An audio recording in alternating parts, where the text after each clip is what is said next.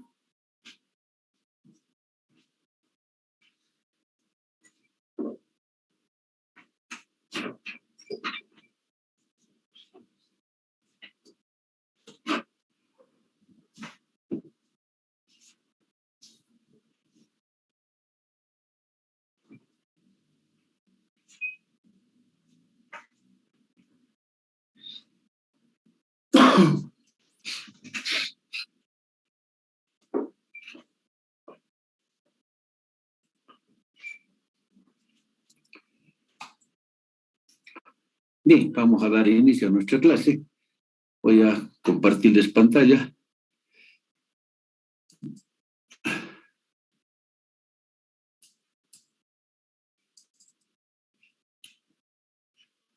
¿Se ve pantalla? Hola. Sí, se ve. Bien. La clase anterior quedamos describiendo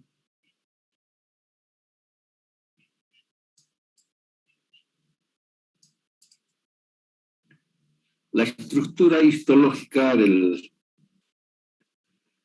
útero. Hoy vamos a continuar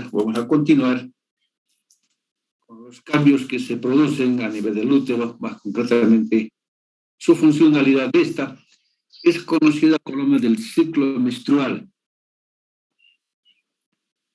Es nada más que los cambios que se producen a nivel del endometrio en las mujeres sexualmente activas y no embarazadas, que dura en promedio aproximadamente 28 días.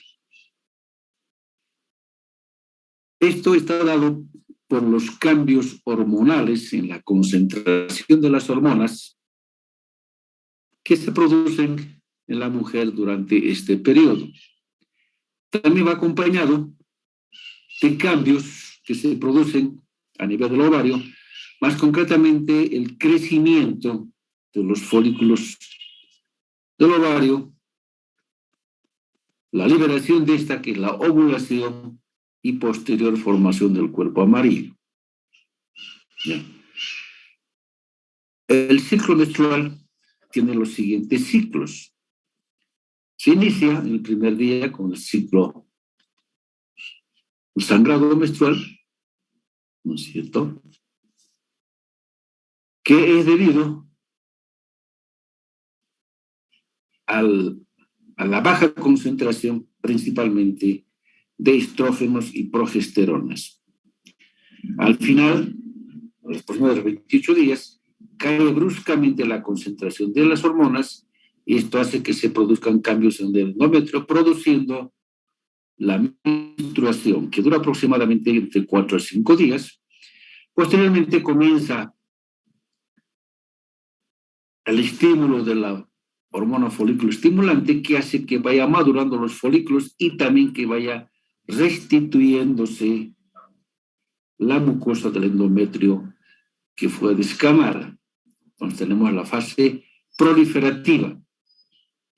Culminando esta, en el momento de la ovulación, puede estar bajo la acción del cuerpo amarillo y con el progresivo aumento de la concentración de la progesterona, entonces sigue sus cambios a nivel del endometrio y estamos en la fase secretora. ¿Sí? Entonces, estas son las fases que se dan a nivel del endometrio. La fase menstrual, entonces, que se inicia el primer día de la menstruación y también es el día de inicio del ciclo menstrual, del ciclo sexual, y dura aproximadamente unos 4 días. ¿Ya? Esto ocurre, el sangrado ocurre cuando no se ha producido una fecundación. Y por tanto, entonces hay una reducción de la concentración tanto del estrógeno como de la progesterona. ¿Qué va a ocurrir? Durante este periodo va a haber una descamación de la capa funcional del endometrio. ¿Sí? Entonces, para que esto ocurra, unos 2 días antes de que empiece el sangrado, día 27, 28 del ciclo, las arterias helicoidales se contraen intermitentemente. ¿Ya? Y seguido de una contracción permanente de unos 2 días. ¿Ya?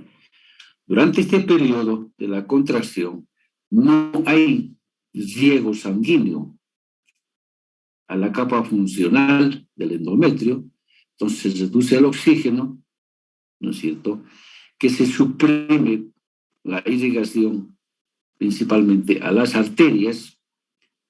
Esto produce que se produzca una isquemia a ese nivel y necrosis de los componentes del tejido de la capa funcional.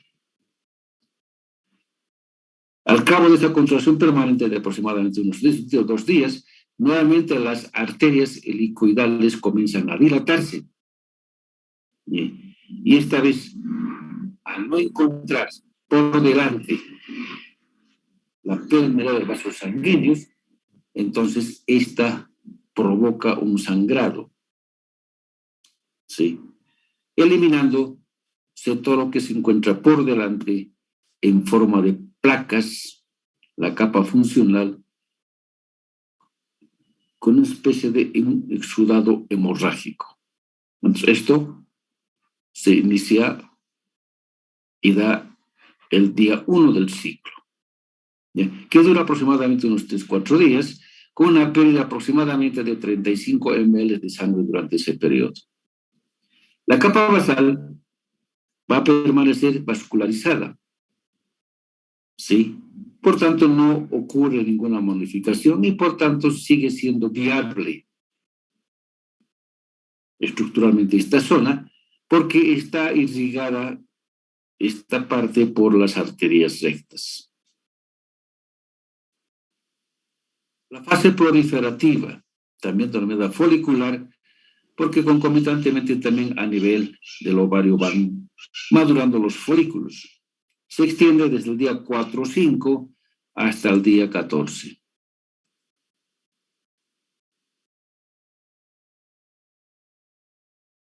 Entonces, esto se va a iniciar por el aumento de la concentración de la hormona estradiol, del estrógeno. Esto ocurre también en el desarrollo folicular, ¿no es cierto? ¿Qué va a ocurrir durante este periodo? Se va a reepitelizar la superficie de la mucosa, ¿no es cierto?, a partir de restos celulares de las glándulas, ¿ya? Va a quedar glándulas cortadas y a partir de ese epitelio se va restituyendo el epitelio superficial, ¿sí? También se van reconstruyendo las glándulas y el tejido conjuntivo de la lámina propia de la mucosa del endometrio. Lo propio va a ocurrir con la restitución de las arterias espirales, ¿ya? Por tanto, entonces, va a haber una renovación total de la capa funcional por la proliferación de las células del estroma. O sea, son nada más que fibroblastos modificados que van a comenzar a producir todo el tejido conjuntivo de esta zona. La capa funcional crece, llegando a una altura de aproximadamente 2 a 3 milímetros. Las glándulas son rectas y las arterias espirales comienzan a enrollarse ligeramente. También en las glándulas tubulares rectas ya comienza a acumularse algo de glucógeno porque las glándulas ya comienzan a secretar. Al día 14, la capa funcional del endometrio se ha restituido totalmente al estado inicial. La fase secretora, llamada también la fase lútea, porque va a estar gobernada por la hormona progesterona liberada por las células del cuerpo lúteo. ¿Ya? Abarca desde el día 14 al día siguiente 15 hasta el día 28. O sea, se inicia después de la ovulación. El endometrio sigue engrosándose. Sí. Esto más que todo debido al edema que se produce. Hay bastante infiltrado líquido a este nivel. Y también la secreción que se va dando a nivel de las glándulas, que cada vez se vuelven más tortuosas, llenas de secreción. Esta secreción glandular es rico en glucógeno. Sí. Sirve para nutrir el producto de concepción si es que se produce un embarazo, hasta que se forme la placenta. Las arterias espirales llegan a su desarrollo máximo, ¿no? Se van enrollando, extendiéndose por completo a nivel de la capa funcional. El día 22 del ciclo, el endometrio tiene aproximadamente entre 6 a 7 milímetros de grosor, ¿ya? Y esto se va a completar cuando se va acercando el día 28 y hay presagio de nuevamente comenzar con la fase menstrual y entrar en un nuevo ciclo.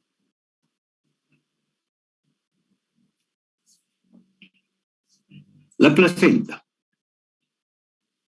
es un órgano que se forma si es que hay una concepción, o sea, se instala un embarazo, ¿no es cierto? Por tanto, es un órgano principal de intercambio de nutrientes, gases entre la madre y el feto.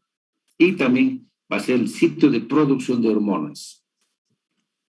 Macroscópicamente, una placenta madura tiene la forma de un disco, es muy vascularizado, tiene aproximadamente unos 18 centímetros de diámetro y un espesor de aproximadamente 2.5 centímetros. Pesa aproximadamente 600 gramos. Es un órgano materno y también del embrión. ¿Sí? Posee estos dos componentes. La porción fetal está conformada por el corión frondoso, las vellosidades coriónicas que se extienden al espacio intervelloso y que están contenidas en la sangre materna. En este pequeño esquema se dice que está pintado de color amarillo intenso. Y la porción materna está conformada por la decidua, que tiene 3 componentes. La decidua capsular, ¿ya?, en la que se va a interponer acá. Esta es la decidua capsular. Se interpone entre la luz del útero y el embrión. El color marrón es la luz del útero. Entonces, esta zona que estoy indicando es la decidua capsular. La decidua basal es esta de acá, que se interpone entre el miómetro y el embrión, sitio donde se está formando el corión frondoso. Y la decidua parietal va a revestir el resto de la cavidad uterina no ocupada por el feto. Una especie de membrana, entonces, que va a cubrir internamente la mucosa uterina. Es el trofoblasto. Es nuestros que cubren las vellosidades. Está conformada por 2 capas. El citotrofoblasto, que descansa sobre una membrana basal,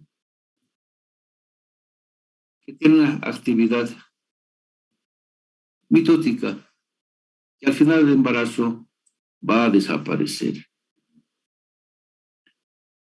Y el citotrofoblasto son las células superficiales. A este nivel no existe mitosis. ¿Ya? Es poco diferenciada.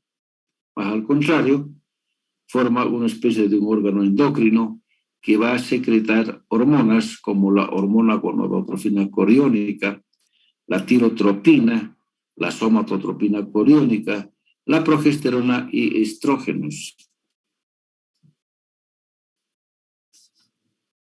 Y la decidua basal forma grandes espacios vasculares en forma de lagunas. Existen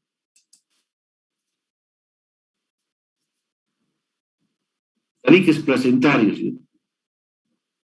A ver, esto cómo hago desaparecer, por dónde se ingresa.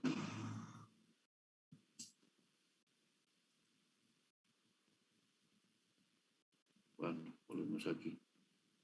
Decía, los tabiques placentarios dividen la placenta en espacios más pequeños que se conocen con nombre de cotiledones, que son en número de 8 a 15. En estos espacios van a estar flotando libremente las vellosidades secundarias. Pues este es un corte de una vellosidad coriónica, ya haya formado una vellosidad coriónica secundaria, porque ya vemos acá vasos sanguíneos, tejido conjuntivo y el sitio citotrofoblasto que rodea externamente. Las vellosidades coriónicas. Estas son 3. Perdón, 4, no son 3. Las vellosidades primarias, las vellosidades secundarias, las vellosidades libres y las vellosidades de ancla. ¿Cómo son cada una de estas? La vellosidad primaria se compone básicamente del citotrofoblasto recubierta por el sincitiotrofoblasto. Esta está en contacto con la decidua basal en la parte inicial, cuando se conoce con el nombre de corium frondoso. O sea, serían estas de acá, estas pequeñas prolongaciones de acá, se está formándose el corium frondoso. Ya vemos prolongaciones que van a introducirse en la capa funcional del endómetrio. Las vellosidades secundarias se forma cuando una vellosidad primaria es invadida por células mesenquimatosas. Además, a este nivel, en este momento de crecimiento, cada vellosidad ya va a presentar un capilar fetal revestido por un endotelio. Sí, estarían estas estructuras de que estamos acá viendo estas ramificaciones que están flotando dentro de la sangre, dentro de estos espacios que se llaman cotiledones. Estos vasos capilares están rodeados por tejido conjuntivo laxo. Pueden presentar también fibras musculares lisas aisladas y células con capacidades fagocíticas propias de las vellosidades que se conocen con el nombre de las células de Hofbauer. Las vellosidades libres son estas vellosidades que están flotando libremente en las lagunas llenas de sangre materna, parecida a las ramas de un árbol. En cambio, las vellosidades de anclaje son las vellosidades que se han unido aquí a la decidua basal. Los capilares que se encuentran en ambos tipos de vellosidades están separadas de la sangre materna por el tejido conjuntivo acá y el citotrofoblasto. Vemos acá entonces a mayor aumento la disposición de estas vellosidades. Vemos acá un cotiledón, un tabique placentario, esta es la decidua basal, las vellosidades secundarias.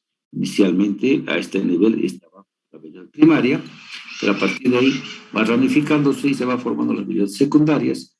Estas son las vellosidades libres que flotan en los espacios de sangre, y las de anclaje serían estas que están fijándose hacia la decidua. La basala placentaria.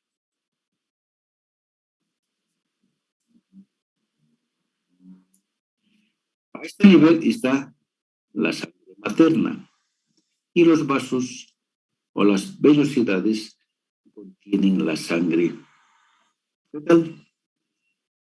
Entre estas dos sangres no se mezclan, y para esto está entonces la basala placentaria. El oxígeno, los nutrientes de la sangre materna, llega a la sangre fetal y se va a difundir a través de ¿qué? Va a atravesar esta capa, la capa del sincitiotrofoblasto, ¿no? Estas dos capas, sincitio y el citotrofoblasto, que están acá juntas. Luego tiene que atravesar su membrana basal, que está aquí, a este nivel, sería esta acá, la membrana basal, principalmente sobre la cual descansa el citotrofoblasto.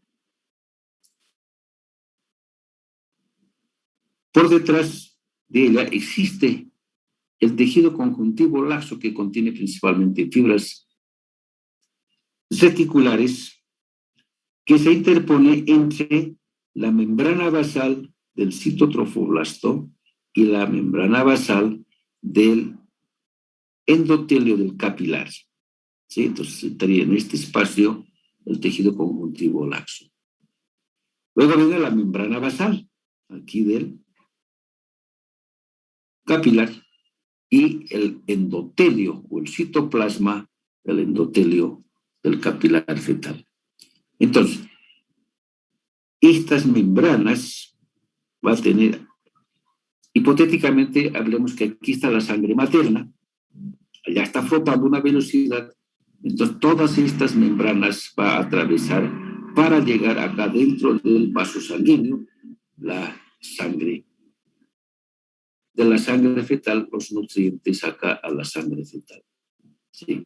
Entonces, ¿cuáles son estas? El citotrofoblasto, la membrana basal, el tejido conjuntivo, la membrana basal del endotelio y el endotelio capilar. Pues todas estas membranas atraviesan. El oxígeno, anhídrido carbónico, gases, proteínas, lípidos, hormonas, fármacos, inmunoglobulinas pueden atravesar esta barrera placentaria. Las macromoléculas no van a atravesar. Por otro lado, el citotrofoblasto también se comporta como un órgano endocrino que secretan varias hormonas conocidas con nombre de gonadotrofinas coriónicas. Entonces acá varios cortes de velocidades coriónicas, ¿no es cierto?, donde se ve claramente el crecimiento del citotrofoblasto, los capilares que contienen cada una de estas velocidades coriónicas. Es así como se ve un corte histológico, una velocidad coriónica, ¿sí? Están flotando en la sangre materna y estos espacios entonces están ocupadas por sangre, de ahí que vemos glóbulos rojos en acúmulos en los espacios intervellosos. Las hormonas producidas por el citotrofoblasto, es decir, que son múltiples. Entre estas indicamos simplemente la tirotropina coriónica, la similar a la hormona estimulante de la glándula tiroides, progesterona, estrógeno, somatotrofina coriónica humana, la hormona lactógena, el factor de crecimiento endotelial, factor de crecimiento derivado de las plaquetas, el factor de crecimiento del fibroblasto, el factor de crecimiento transformador, el factor de crecimiento pseudoinsunílico tipo 2, factor estimulante de colonias, producen interleucinas como la interleucina 1-3, produce también la leptina, la relaxina. Por tanto, entonces, además de las células y tejido conjuntivo del extremo decidual, se forman las células deciduales que también pueden sintetizar la prolactina y las prostaglandinas. Entonces verán entonces que hay una gran cantidad de hormonas que produce la placenta. Esto se produce a nivel del citotrofoblasto de las velocidades coriónicas. ¿Qué es la mola hidatiforme? O también llamado embarazo molar. Esto resulta de una fertilización anormal del ovocito.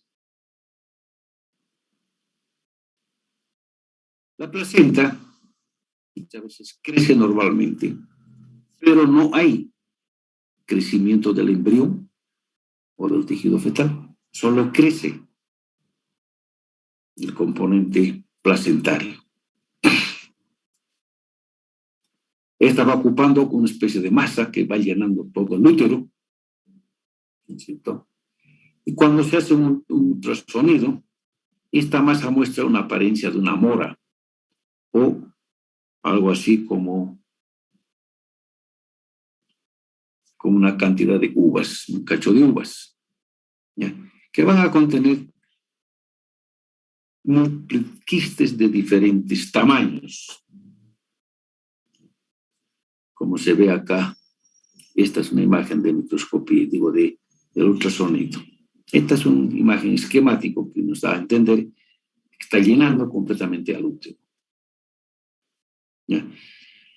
Es una anormalidad frecuente en mujeres jóvenes, menores de 17 años y mayores de 40 años.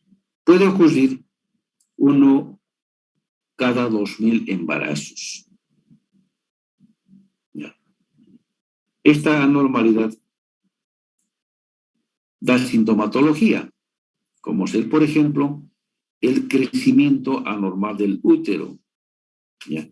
Esta se desarrolla muy velozmente, el crecimiento de la mola, ¿ya? Dando un crecimiento muy anormal del útero que no coincide con el crecimiento normal de un embarazo. Va a provocar náuseas y vómitos intensos.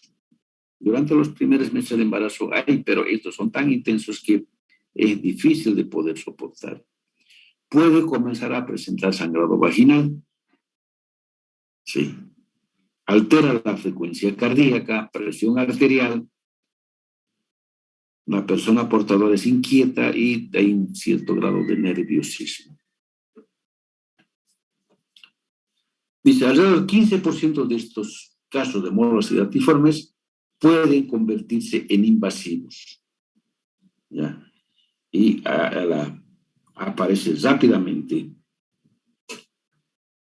la degeneración. Es benigna inicialmente, pero rápidamente puede convertirse en una lesión invasiva y pues transformarse en un cáncer mortal. Muchas veces las vellosidades de la formación de esta placenta anómala crece profundamente en la pared uterina, se introduce, llegando muchas veces hasta la capa muscular, ¿ya? Y esto provoca sangrado continuo y puede llegar a presentar otras complicaciones. Pero tiene la característica de poder responder muy bien a los medicamentos. Sí. Entonces, os traigo esto para que vayamos conociendo, por ejemplo, estas anormalidades que se van produciendo a nivel de la placenta en este caso. La vagina. Continuamos. Es una estructura tubular de aproximadamente 8 a 9 centímetros de largo que va a conectar el útero con el vestíbulo de los genitales externos. Sí. Su pared es de consistencia fibra muscular. Tiene, para su descripción, la mucosa, la capa muscular y la adventicia. La mucosa presenta el epitelio y su lámina propia. El epitelio es un epitelio estratificado plano no queratinizado, cuyas células sintetizan y depositan glucógeno. Este glucógeno producido por el metabolismo de la flora bacteriana normal de la vagina se transforma en ácido láctico, un pH bajo, pH ácido, entonces, que sirve como un protector de las paredes vaginales. El epitelio también presenta células de Langerhans. ¿Ya? Al igual que en la piel, estas también son presentadoras de antígenos a los linfocitos. La lámina propia es tejido conjuntivo fibroelástico muy vascularizado, como se ve acá. Puede presentar abundantes fibras, colágenas, abundante sustancia fundamental amorfa. Hay células, linfocitos, muchas veces forman acúmulos, constituyen verdaderos nódulos linfoideos y neutrófilos. Todas estas células tienen una actividad inmunológica, por tanto, entonces son inmunocompetentes. La capa muscular está conformada por fibras musculares lisas que se presentan en una dirección circular y longitudinal, circular interna, externa longitudinal, pero están entremezcladas. Finalmente, ya por detrás de la capa muscular, presenta adventicia, que es tejido conjuntivo fibroelástico denso, con abundantes plexos y haces de fibras nerviosas, que ya no estamos viendo acá. Está por detrás de la capa muscular. Es el epitelio típico de la vagina, es un epitelio estratificado, plano no queratinizado secretor. Vemos acá su lámina propia, tejido conjuntivo laxo muy celular, y vemos ya profundamente la capa muscular, únicamente vascularizada. Los genitales externos. Está conformada por los labios mayores, que son nada más que repliegues de la piel, conformada principalmente por tejido adiposo, músculo liso, recubierto por pelos del pelo pubiano, y también vemos la presencia de glándulas sebáceas principalmente. Los labios menores también son pliegues pequeños de la piel, formado por un tejido conjuntivo de tipo esponjoso, con abundante fibra elástica. Hay glándulas sebáceas en su pared, vasos sanguíneos y abundantes nervios. El vestíbulo es esta hendidura entre los labios menores, donde se encuentra principalmente el orificio de la uretra, la vagina y sitio de desembocadura de las glándulas de Bartholin. ¿Ya? La vagina está ligeramente cerrada por un pliegue fibrovascular que es el himen.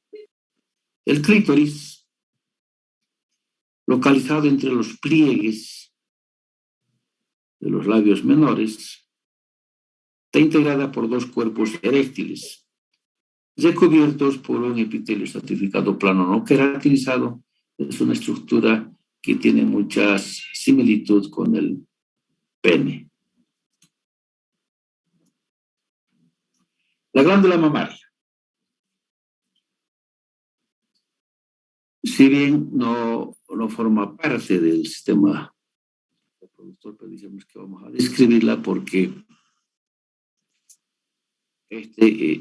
su desarrollo se acompaña con las modificaciones producidas a nivel de los órganos genitales. La función principal es de producir leche, la glándula mamaria, que es un líquido que contiene proteínas, lípidos y lactosa. También puede producir linfocitos, monocitos, anticuerpos, minerales y vitaminas liposolubles. La glándula mamaria comienza a desarrollarse casi de la misma manera en ambos sexos hasta la pubertad, cuando en esta época existen cambios hormonales en la mujer, tanto en el varón también, y que dan lugar a mayor desarrollo y cambios estructurales dentro de las glándulas. El pleno desarrollo de la glándula mamaria se produce alrededor de los 20 años. Después de los 40, las porciones secretoras, los conductos y el tejido conjuntivo comienza a atrofiarse, y esto se va continuando cada vez más durante la menopausia. La glándula mamaria se clasifica histológicamente como una glándula túbulo acinar compuesta. Está conformada aproximadamente de unos 15 a 20 lóbulos glandulares. Cada una de estas estructuras que está aquí en este dibujo serían equivalentes a un lóbulo glandular, que se van irradiando desde el pezón, ¿no es cierto?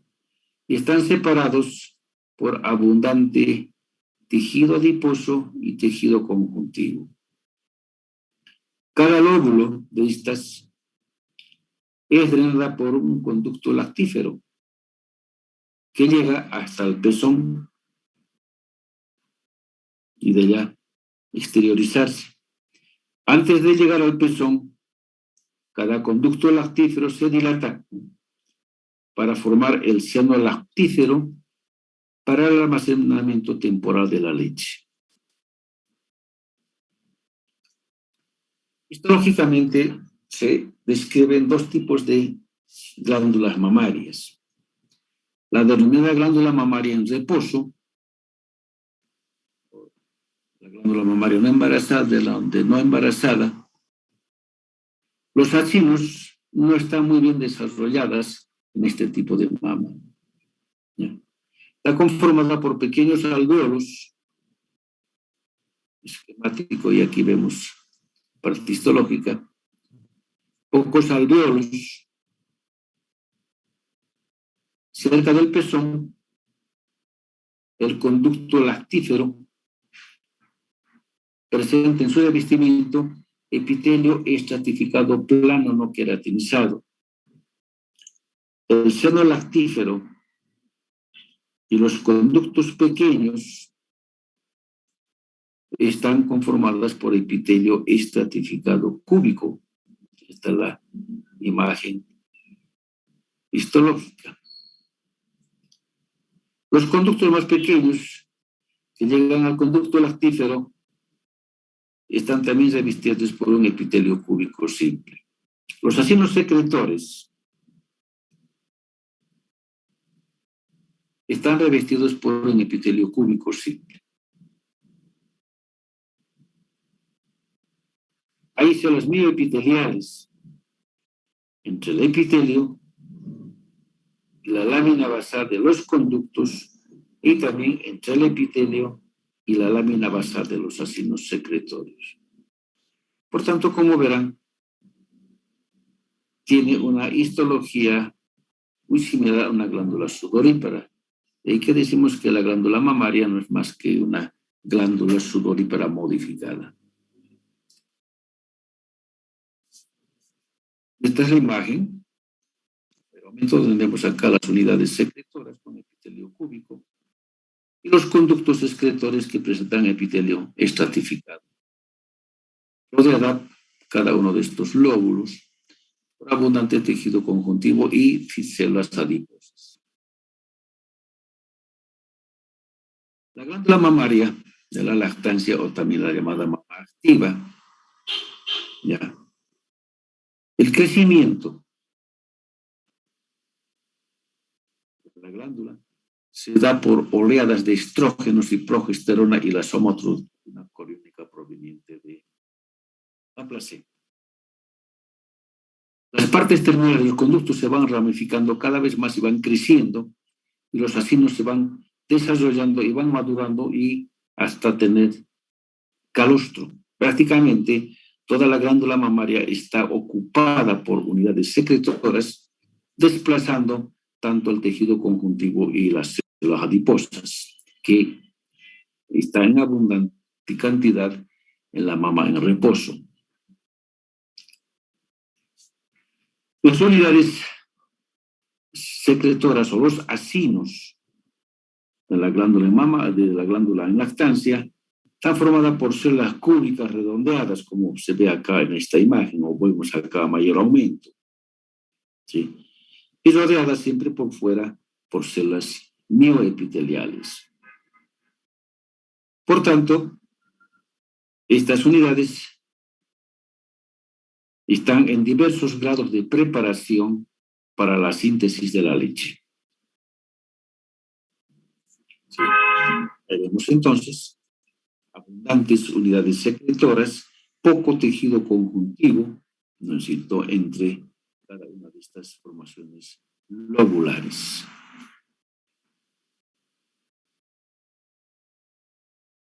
La glándula mamaria o las células de las glándulas mamarias secretan dos tipos de productos, lípidos y proteínas. ¿Cómo se produce la secreción de lípido? A medida que se va formando interior de la célula, se va formando gotitas dentro del citoplasma. Estas gotitas posteriormente se van fusionando y van formando gotas más grandes hasta formar vesículas, verdaderas vesículas, como se ve acá en la superficie. ¿Ya? Y esa vesícula contiene entonces una gota de lípido, ¿no es cierto? Y está rodeado por una capa del citoplasma celular. ¿Ya? Y así encerrado en la componente plasmática, esta vesícula se desprende. ¿Ya? Por tanto, el tipo de secreción del lípido es de tipo apócrino. Es aquella en que la célula que produce pierde parcialmente parte de la célula. En este caso, cada una de estas gotitas de lípido se está llevando consigo parte de la membrana plasmática apical. En cambio, la secreción de las proteínas es de tipo merócrino, o sea, se va sintetizando dentro de la célula secretora, dentro de los acinos, y se va liberando por una simple exocitosis. ¿Ya? Esto ya lo conocemos, este tipo de secreción, que es conocida con el nombre de la secreción merócrina. Y así, entonces, va produciendo estas dos secreciones principales de la leche, que son los lípidos y las proteínas. La areola y el pezón.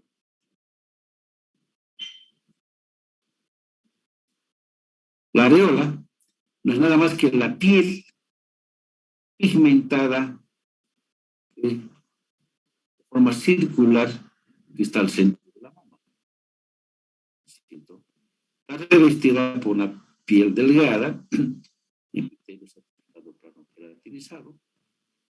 por debajo, a nivel de su epidermis, va a presentar glándulas sudoríparas, glándulas sebáceas y las glándulas areolales propias de esta parte, que se conocen con el nombre de las glándulas de Montgomery. El pezón es una protuberancia que está al centro de la areola, cubierta por un epitelio plano estratificado. ¿Ya? En ella vemos las aberturas de los conductos lactíferos. El núcleo del pezón en sí se compone básicamente de tejido conjuntivo, colagenoso, con abundantes fibras elásticas, y hay también la presencia de fibras musculares lisas dispuestas circularmente, principalmente alrededor de los conductos lactíferos. ¿Ya? Hay también la presencia de glándulas sebáceas, ya dijimos acá a nivel de la areola, ¿no es cierto?, que son glándulas sebáceas modificadas, las glándulas de Montgomery. Es el epitelio estratificado de los conductos lactíferos. ¿Ya? Y la capa muscular, tejido muscular, en cortes transversales longitudinales que están entre los conductos lactíferos.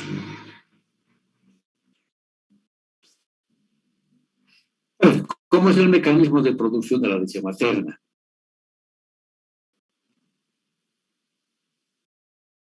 Durante la lactancia, la succión del niño, ¿sí?, envía mensajes al cerebro, llega estímulos al cerebro. ¿Ya? ¿Esto qué va a producir? La liberación de dos tipos de sustancias químicas llamadas hormonas, ¿no es cierto?, a nivel de la hipófisis principalmente. Una de ellas es la prolactina. ¿Ya? Esta va a hacer que se produzca leche a nivel de la mama. Y la otra, que es la oxitocina, que también se libera a nivel de la hipófisis, de la neurohipófisis. Esta va a favorecer entonces la contracción de los conductos lactíferos y de esa manera hacer entonces que el niño aproveche la leche. El proceso de amamantación es muy complejo, ¿ya? Y dura varios minutos. Muchas veces una amamantación normal puede discurrir alrededor de 30, 40 minutos. Pero hay madres que ni bien chupan unas 20, qué sé yo, 20 succiones, ya lo están liberando al bebé, ¿no? ¿En qué consiste? Inicialmente el niño va succionando y de esa manera entonces va recibiendo leche, ¿ya? Pero una vez que llega el estímulo principalmente de la oxitocina, es esta que contrae la musculatura lisa de los conductos y va entonces vaciando la leche a la cavidad bucal del niño. En ese momento el niño deja de succionar, simplemente está recibiendo la leche en forma pasiva, ¿no es cierto? Haciendo notar que el niño aparentemente ya se llenó y dejó de succionar, o está dejando de mamar, es muy errado, ¿ya? Lo está recibiendo pasivamente. Llega un momento en que ya no llega la cantidad suficiente de leche y comienza nuevamente a succionar. Va succionando, a ver, va el estímulo, llega la oxitocina, nuevamente comienza a inyectar y otra vez espera de forma, o recibe de forma pasiva. Y así entonces entre succión y momentos de reposo, digamos, o del niño, puede prolongarse más allá de los 30 minutos. Por eso terminamos este capítulo. Los abogados con su asistencia. Será hasta la próxima. Muchas gracias. Hasta luego, doctor. Gracias. Gracias, doctor. Hasta luego, Gracias, doctor. doctor.